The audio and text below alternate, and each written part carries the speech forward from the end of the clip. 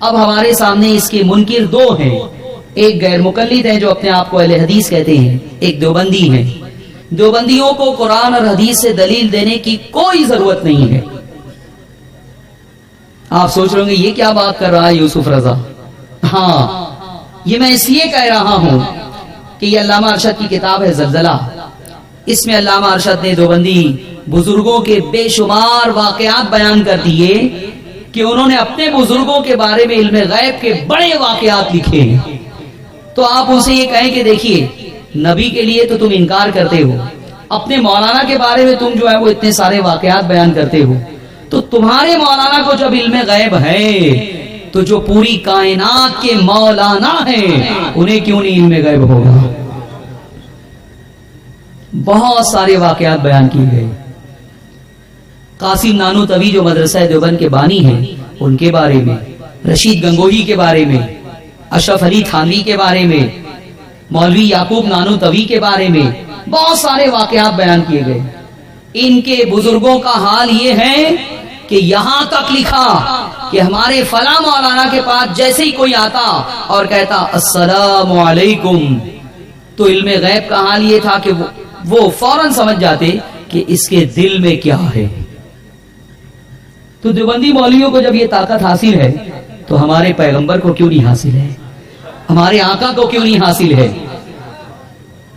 دیوبندیوں سے ڈیبیٹ آپ اس کی بنیاد پر کریے۔ یہ کتاب آج آپ کو لینی ہے زلزلہ، اس میں واقعات ہے علم غیب کے۔ دیوبندی مولوی کوئی جواب آج تک اس کتاب کا نہیں دے سکے ہیں۔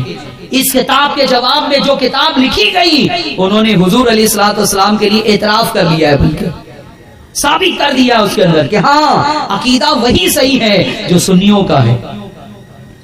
کیونکہ اگر وہ انکار کریں گے تو پھر سوال وہی پیدا ہوگا جو علامہ ارشد نے کر دیا ہے کہ تمہارے مولوی کو کیسے اس بات کا علم ہوگا۔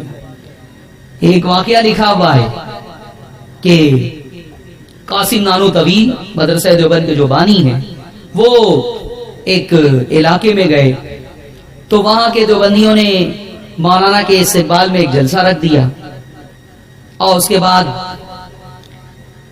وہاں کے جو شیعہ تھے، شیعہ انہوں نے کہا کہ آج ہم مولانا کو ذلیل کریں گے، اور انہوں نے جو ہے وہ 10 آدمی متعین کر دیے، 10 سوال تیار کر دیے کہ ایک وہاں سے اٹھے گا مولانا سے سوال کرے گا، ایک وہاں سے اٹھے گا مولانا سے سوال کرے گا، ایک پیچھے سے اٹھے گا مولانا سے سوال کرے گا۔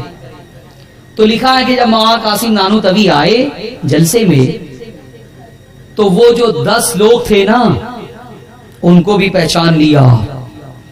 ان کے پاس جو سوال تھا وہ سوال ان کو پیش کرنے کی ضرورت نہیں آئی، کہا تم یہ پہلا سوال لے کے بیٹھے ہو، اس کا یہ جواب ہے، تم یہ دوسرا سوال لے کے بیٹھے ہو، اس کا یہ جواب ہے، تم یہ تیسرا سوال لے کے بیٹھے ہو، اس کا یہ جواب ہے۔ 10 سوال کے جواب، سوال بھی بتا دیا، جواب بھی، پھر دوسرے کو پکڑا کہ تمہارے دل میں یہ سوال ہے، اس کا یہ جواب ہے، تمہارے دل میں یہ سوال ہے، اس کا یہ جواب ہے۔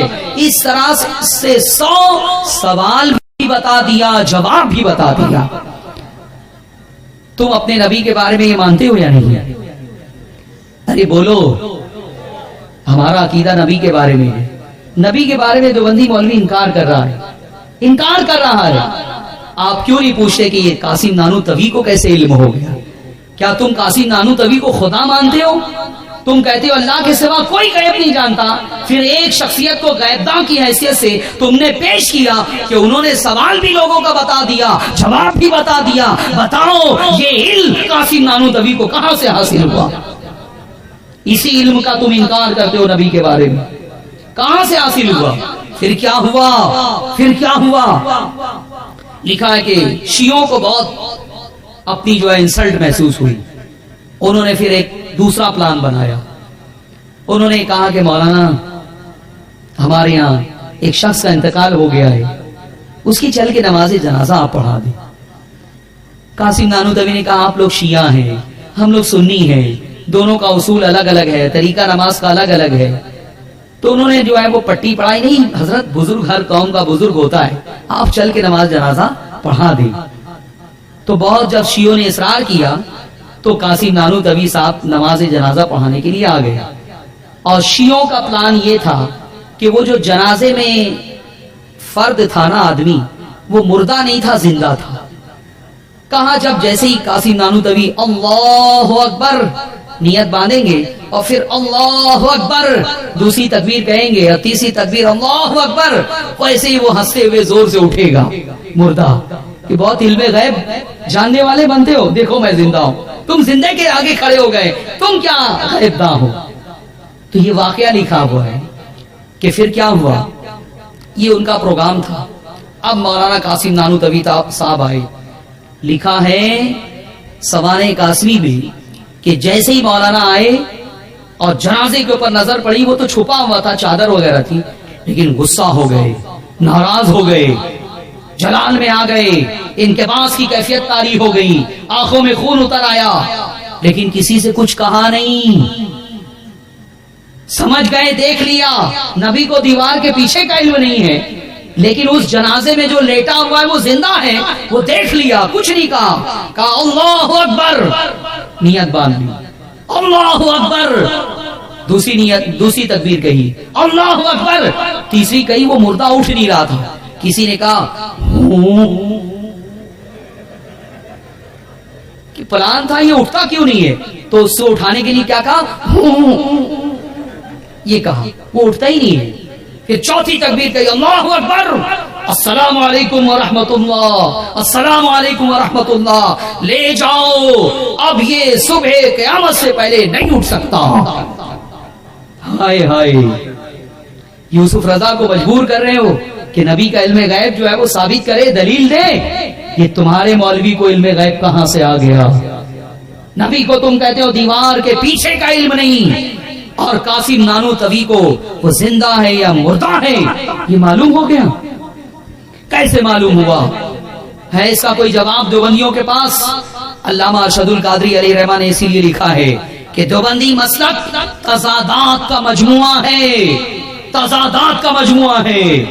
نبی کے لیے جن صفات کا انکار کرتے ہیں وہی صفت یہ اپنے مولوی کے لیے تسلیم کرتے ہیں. اگر آپ نے ابھی تک ہمارا چینل سبسکرائب نہیں کیا تو ہمارے چینل کو سبسکرائب کر لیں. ہم غلامان احمد رضا ارے کوئی بھی ہم سے جیتا نہیں ہے.